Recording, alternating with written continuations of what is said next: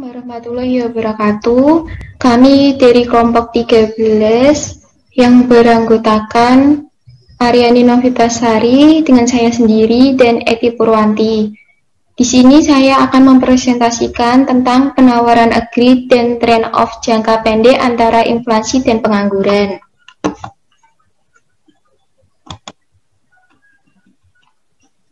Yang pertama, menjelaskan persamaan penawaran agri jangka pendek dari contoh produsen gandum. Jumlah gandum yang akan diproduksi petani bergantung pada harga gandum dan relatif terhadap harga barang dan jasa lain di perekonomian. Jika harga gandum relatif tinggi, maka ia akan bekerja lebih keras dan memproduksi lebih banyak. Jika harga gandum relatif rendah, maka ia akan bekerja lebih sedikit dan memproduksi gandum lebih sedikit. Masalahnya, petani tidak tahu harga relatif gandum dan harga setiap barang lain di setiap perekonomian. Ia mengestimasi harga relatif gandum menggunakan ekspektasinya atas tingkat harga keseluruhan.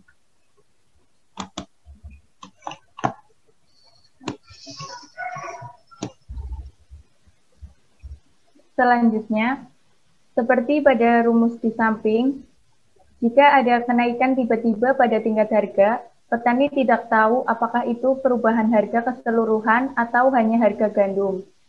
Biasanya, ia berasumsi itu kenaikan harga relatif dan karena akan meningkatkan produksi gandum. Kebanyakan pemasok cenderung membuat kesalahan ini. Ringkasnya, pikiran bahwa output berbeda dari tingkat alaminya ketika tingkat harga berbeda dari tingkat harga yang diharapkan dinyatakan oleh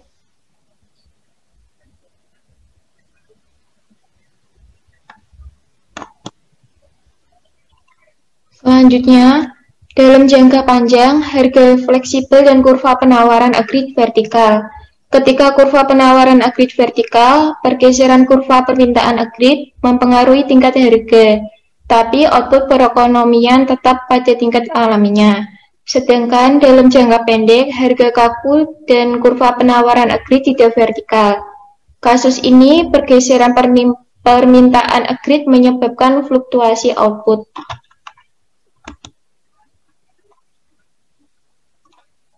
Selanjutnya, kurva Phillips. Kurva Phillips adalah kurva yang mengimplikasikan trade-off antara dua ukuran performa perekonomian inflasi dan pengangguran dan menyatakan bahwa untuk mengurangi tingkat inflasi, pembuatan kebijakan harus secara sementara meningkatkan pengangguran dan untuk mengurangi pengangguran, mereka harus menerima inflasi yang lebih tinggi. Jadi, intinya di sini ketika inflasi naik, maka pengangguran turun, dan ketika inflasi turun, maka pengangguran naik jumlahnya.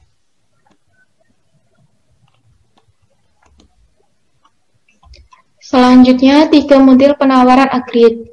Di sini ada 3 model penawaran agri. Yang pertama, harga kaku, yang kedua, upah laku, dan ketiga, informasi tak sempurna. Pada semua model, ketidaksempurnaan pasar menyebabkan output perekonomian menyimpang dari tingkat alaminya. Akibatnya, kurva penawaran agri jangka pendek miring ke atas, bukan vertikal, dan pergeseran kurva permintaan agri menyebabkan tingkat output menyimpang sementara dari tingkat alaminya. Penyimpangan sementara ini mewakili kenaikan dan penurunan dari siklus bisnis, meskipun masing-masing dari ketiga model itu membawa kita pada jalur teoritis yang berbeda. Setiap jalur berakhir pada tempat yang sama. Persinggahan akhir itu adalah persamaan penawaran agri jangka pendek dalam bentuk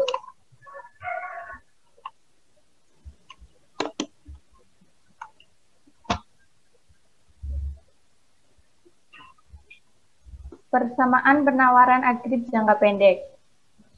Seperti rumus di bawah ini, persamaan ini menyatakan output menyimpang dari tingkat alaminya ketika tingkat harga menyimpang dari yang diharapkan. A. Menandakan berapa banyak output menanggapi perubahan yang tak diharapkan dalam tingkat harga. 1/A adalah kemiringan kurva penawaran agri. Selanjutnya, model harga kaku. Model ini menekankan bahwa perusahaan tidak secara instan menyesuaikan harga yang mereka tetapkan dalam memproses perubahan permintaan. Kadang harga ditetapkan oleh kontrak jangka panjang antara perusahaan dan konsumen. Untuk melihat bagaimana harga kaku dapat membuat menjelaskan kurva penawaran grid miring ke atas. Pertama, perhatikan keputusan penetapan harga tiap perusahaan dan lalu agregasi keputusan banyak perusahaan untuk menjelaskan perekonomian secara keseluruhan. Kita akan melonggarkan asumsi persaingan sempurna di mana perusahaan adalah penerima harga, sekarang mereka adalah penentu harga.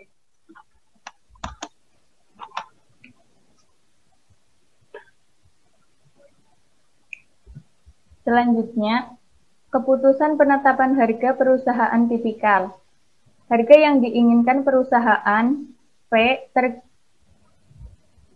bergantung pada dua variabel makroekonomi. Yang pertama, tingkat harga keseluruhan atau P.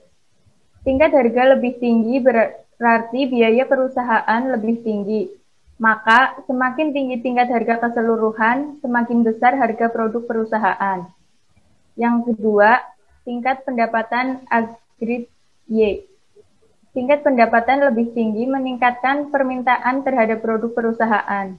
Karena biaya marginal naik pada tingkat produksi yang lebih tinggi, semakin besar permintaan, semakin tinggi harga yang diinginkan perusahaan. Harga yang diinginkan perusahaan adalah P sama dengan P plus A, Y min Y. Persamaan ini menyatakan harga yang diinginkan P bergantung pada tingkat harga keseluruhan P dan tingkat permintaan agregat relatif terhadap tingkat alaminya Y min Y.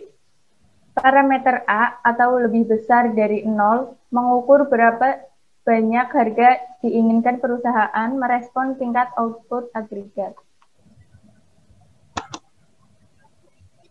Selanjutnya, asumsi ada dua tipe perusahaan.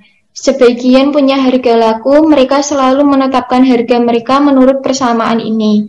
Lainnya punya harga kaku, mereka mengumumkan harga berdasarkan kondisi perekonomian yang mereka harapkan. Perusahaan ini menetapkan harga menurut rumus berikut ini, di mana superskrip E mewakili nilai variabel yang diharapkan. Untuk kesederhanaan, asumsi perusahaan ini mengharapkan output pada tingkat alaminya. Jadi, A kurung buka Y pangkat E min Y pangkat E hilang. Maka perusahaan ini menetapkan harga P sama dengan P pangkat E, yakni perusahaan dengan harga kaku menetapkan harga mereka berdasarkan apa yang mereka harapkan perusahaan lain tetapkan. Kita gunakan aturan penetapan harga dua kelompok perusahaan untuk menderivasi persamaan penawaran agregat.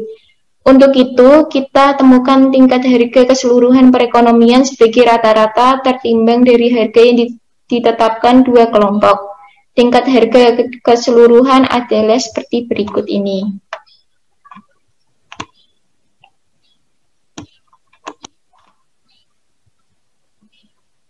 Yang selanjutnya, model upah kaku. Apa yang terjadi pada jumlah output yang diproduksi ketika harga naik? Yang pertama, saat upah nominal tidak berubah, kenaikan tingkat harga menurunkan upah real, membuat tenaga kerja menjadi lebih murah. Yang kedua, upah real lebih rendah mendorong perusahaan pakai tenaga kerja lebih. Yang ketiga, tenaga kerja tambahan yang ada memproduksi lebih banyak output.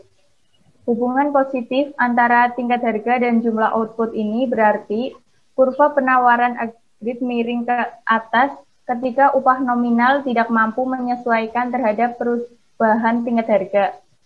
Pekerja dan perusahaan menetapkan upah nominal W berdasar upah real target dan ekspektasi mereka yang akan tingkat harga P pangkat E. Upah nominal yang mereka tetapkan adalah sebagai berikut. Upah nominal sama dengan upah real target dikali tingkat harga diharap.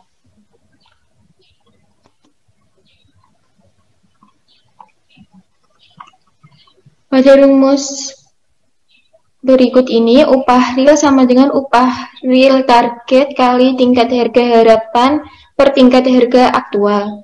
Persamaan ini menunjukkan upah real menyimpang dari targetnya jika tingkat harga aktual berbeda dari tingkat harga diharapkan.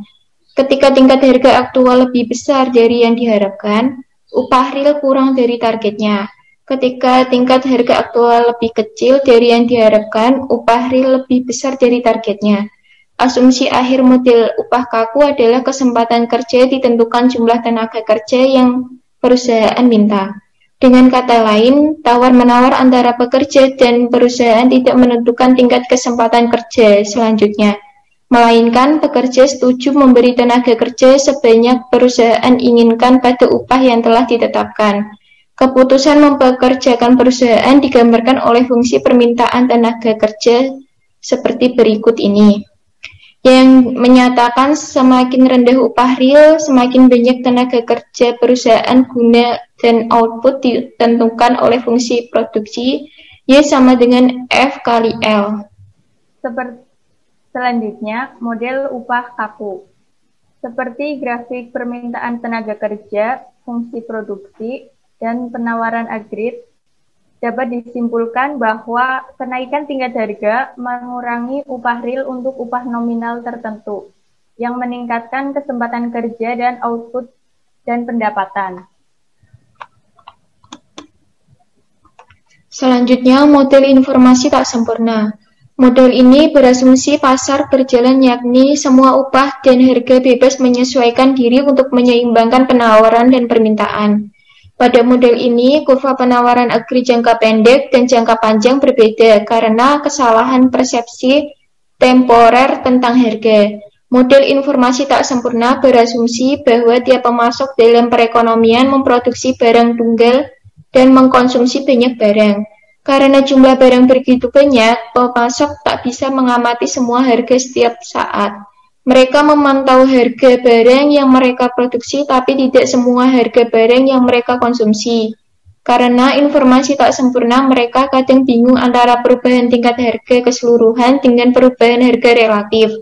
Kebingungan ini mempengaruhi keputusan tentang beberapa banyak yang akan mereka tawarkan. Dan ini menimbulkan hubungan positif antara tingkat harga dan output dalam jangka pendek. Seperti perumpamaan di atas, dapat dijelaskan bahwa yang pertama, bila mengharapkan tingkat harga tinggi, perusahaan mengharap biaya yang tinggi. Perusahaan yang menetapkan harga sebelumnya itu membuat harga tinggi. Harga tinggi ini menyebabkan perusahaan lain menetapkan harga yang juga tinggi. Jadi, tingkat harga diharapkan yang tinggi, P pangkat E menimbulkan tingkat harga aktual yang tinggi, atau P.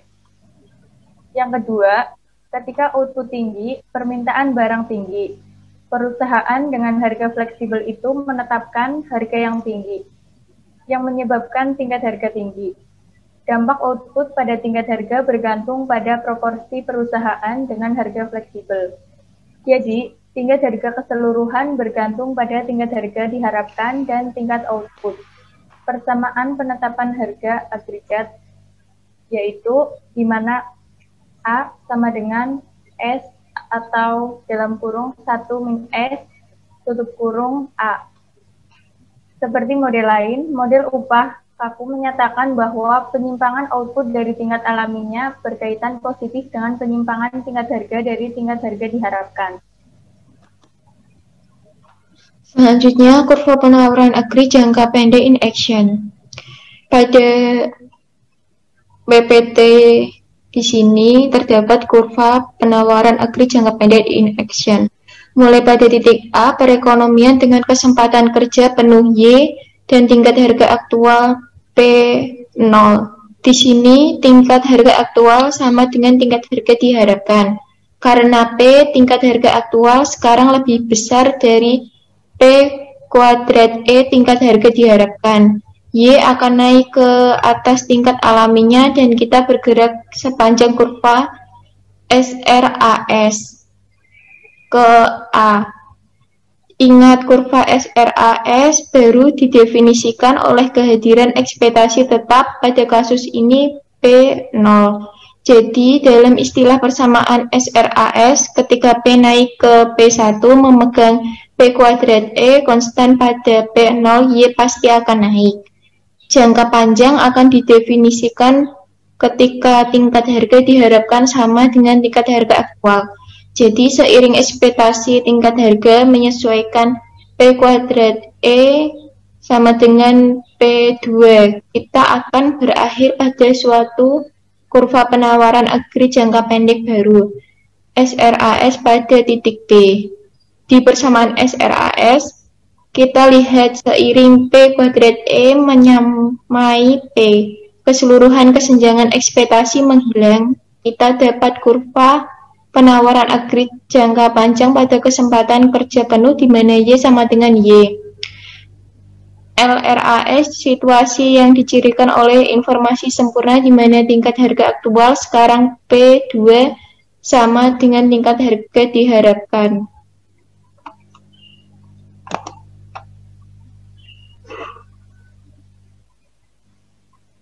Selanjutnya, menderivasi kurva Phillips dari kurva penawaran agri.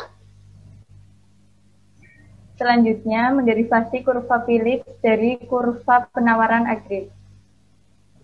Kurva Phillips dalam bentuk modernnya menyatakan bahwa tingkat inflasi bergantung pada tingkat kekuatan. Yang pertama, inflasi yang diharapkan. Yang kedua, penyimpangan pengangguran dari tingkat alami atau disebut pengangguran siklis. Yang ketiga, guncangan penawaran. Apabila ketiga ini direalisasikan dalam persamaan, yaitu seperti pada rumus ini, inflasi sama dengan inflasi yang diharapkan dikurangi beta dikali pengangguran siklis ditambah guncangan penawaran. Persamaan kurva Phillips dan persamaan penawaran agri jangka pendek pada dasarnya menunjukkan ide-ide makroekonomi yang sama. Kedua persamaan menunjukkan hubungan antara variabel real dan nominal yang menyebabkan dikotomi klasik atau pemisahan teoritis dari variabel real dan nominal. Tidak berlaku dalam jangka pendek. Kurva Phillips dan kurva penawaran agreed adalah dua sisi dari mata uang yang sama. Kurva penawaran agreed lebih tepat dipakai ketika kita mempelajari tingkat output dan harga. Sementara kurva Phillips lebih tepat dipakai ketika kita mempelajari pengangguran dan inflasi. Selanjutnya, untuk membuat kurva Phillips berguna untuk menganalisis pilihan-pilihan yang dihadapi pembuat kebijakan. Kita perlu menetapkan apa penentu inflasi yang diharapkan. Asumsi sederhana yang berharga adalah orang yang membentuk ekspektasi inflasi mereka berdasarkan pada inflasi yang baru diamati. Asumsi ini disebut ekspektasi adaptif atau adaptive expectation. Jadi, inflasi yang diharapkan P pangkat E sama dengan inflasi tahun lalu atau P-1. Pada kasus ini, kita dapat menulis kurva Phillips sebagai berikut. P sama dengan P-1 dikurangi beta atau U pangkat N ditambah P. Yang menyatakan inflasi bergantung pada inflasi masa lalu, pengangguran siklis, dan guncangan penawaran. Ketika kurva Phillips ditulis dalam bentuk ini, disebut non-accelerating inflation rate of unemployment atau NAIRU. Simbol P-1 berarti inflasi memiliki inersia terus bergerak sampai sesuatu menghentikannya. Pada model AD atau AS, inersia inflasi diinterpretasikan sebagai pergeseran ke atas secara terus-menerus, baik dalam kurva penawaran agreed dan kurva penawaran agreed. Karena posisi SRAS akan bergeser ke atas sepanjang waktu. Ia akan terus bergeser ke atas sampai sesuatu mengubah ekspektasi inflasi. Selanjutnya, dua penyebab naik dan turunnya inflasi. Bagian kedua dan ketiga dalam persamaan kurva Phillips menunjukkan dua kekuatan yang bisa mengubah tingkat inflasi. Bagian kedua, B kurung buka U min U pangkat N menunjukkan pengangguran skills memberi tekanan ke bawah pada inflasi. Pengangguran rendah menarik tingkat inflasi ke atas. Inflasi tarikan permintaan atau demand pull inflation karena permintaan agri tinggi bertanggung jawab atas jenis inflasi ini. Pengangguran tinggi menarik tingkat inflasi ke bawah. Parameter B mengukur seresponsif apa inflasi terhadap pengangguran siklis. Bagian ketiga, N menunjukkan bahwa inflasi juga naik dan turun karena guncangan penawaran. Guncangan penawaran yang memperburuk seperti kenaikan harga minyak dunia tahun 1970-an menimbulkan nilai positif dari N dan menyebabkan inflasi naik. Ini disebut inflasi dorongan biaya atau cost push inflation. Karena guncangan penawaran yang memperburuk biaya peristiwa yang mendorong ke atas biaya produksi. Guncangan penawaran yang menguntungkan seperti melimpahnya minyak tahun 1980-an sehingga harga minyak turun membuat N negatif dan menyebabkan inflasi menurun.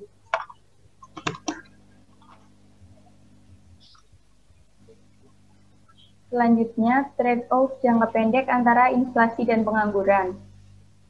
Seperti pada gambar kurva ini, dapat disimpulkan bahwa dalam jangka pendek, inflasi dan pengangguran berhubungan negatif. Pada setiap titik waktu, pembuat kebijakan yang mengendalikan permintaan agregat dapat memilih kombinasi inflasi dan pengangguran pada kurva Phillips jangka pendek ini. Selanjutnya, kurva Phillips in action. Di sini terdapat gambar kurva Phillips in action. Mulai dari titik A, titik dari stabilitas harga atau P sama dengan 0% dan kesempatan kerja penuh. U sama dengan U pangkat N. Ingat, setiap kurva Phillips jangka pendek didefinisikan oleh kehadiran ekspektasi tetap.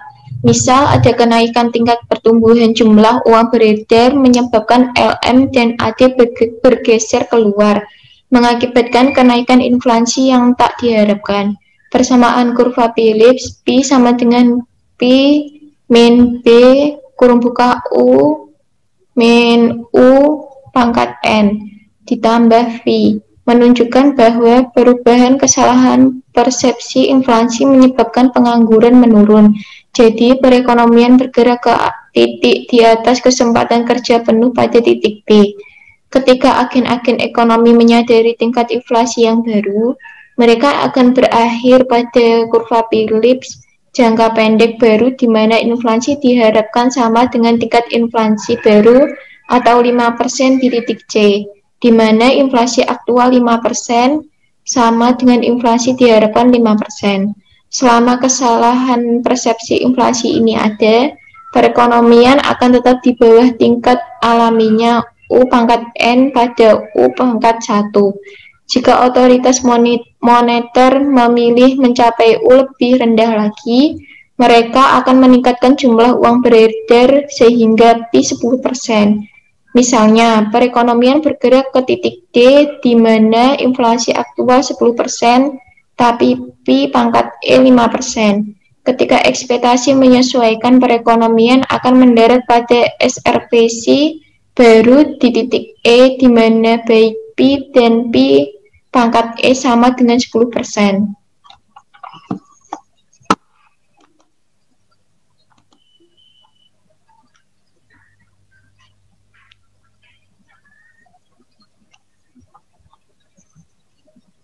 Rational expectation and the possibility. Rational expectation and the possibility of painless declination. Ekspektasi rasional membuat asumsi bahwa orang menggunakan secara optimal semua informasi yang tersedia tentang kebijakan pemerintah saat ini untuk meramalkan masa depan. Menurut teori ini, perubahan kebijakan moneter atau fiskal akan mengubah ekspektasi dan evaluasi tiap perubahan kebijakan pasti memasukkan dampak ini pada ekspektasi. Jika orang membentuk ekspektasi mereka secara rasional, maka inflasi akan memiliki inersia lebih kecil daripada kelihatannya. Pendukung ekspektasi rasional berpendapat kurva Phillips jangka pendek tidak secara akurat menunjukkan pilihan yang pembuat kebijakan berikan. Mereka percaya jika pembuat kebijakan bersungguh-sungguh mengurangi inflasi, orang rasional akan memahami komitmen dan menurunkan ekspektasi mereka akan inflasi. Inflasi lalu dapat turun tanpa peningkatan pengangguran dan turunnya output. Selanjutnya, histeresis dan tantangan terhadap hipotesis tingkat alamiah. Hipotesis ini diringkas dalam pernyataan berikut. Fluktuasi permintaan agregat mempengaruhi output dan kesempatan kerja hanya dalam jangka pendek. Dalam jangka panjang, perekonomian kembali ke tingkat output, kesempatan kerja, dan pengangguran yang dijelaskan oleh model klasik. Histeresis adalah istilah yang digunakan untuk menjelaskan pengaruh berlangsung lamanya dari sejarah pada tingkat alamiah. Baru-baru ini, beberapa ekonom menantang hipotesis tingkat alamiah dengan menyatakan permintaan agregat bisa mempengaruhi output dan pengangguran bahkan dalam jangka panjang. Mereka menunjukkan sejumlah mekanisme yang melaluinya resesi bisa menimbulkan luka permanen pada perekonomian dengan mengubah tingkat pengangguran alamiah. Sekian presentasi dari kelompok kami. Jika ada salah kata mohon dimaafkan. Wassalamualaikum warahmatullahi wabarakatuh.